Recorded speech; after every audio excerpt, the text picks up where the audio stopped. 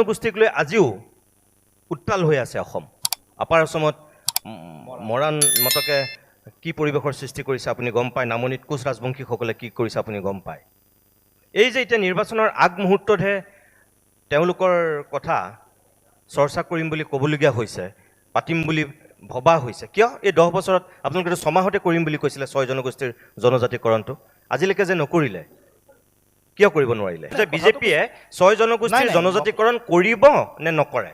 মোৰ জনগণে মোটামুটিভাৱে ইয়াৰ কিছুমান নীতিগত দিশৰ উপৰিও কিছুমান টেকনিকেল কিছুমান মানে সমস্যা আছে।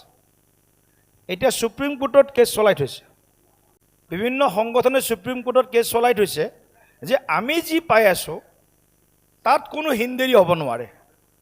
বৰ্তমান যিসকলে ST ষ্টেটাছত ৰিজাৰ্ভেশ্যনৰ যিটো নাম পাই আছে, পাৰ্চেণ্টেজ পাই আছে, তাত কোনো ধৰণৰ হিনদেৰি হ'ব নোৱাৰে।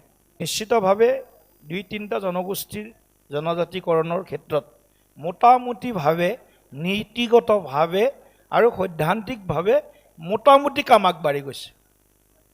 এতিয়া কোনকেইটা বুলি ক'লে আপোনালোকৰ এটা মই ক'লে অকণমান অসুবিধা হ'ব, কিন্তু 2-3টা জনগোষ্ঠীৰ মোটামুটিভাৱে তেওঁলোকৰ কামটো প্ৰায় register general of India, RGI, home ministry মোটামুটিভাৱে এটা গ্ৰীণ ছিগনেল দিছে।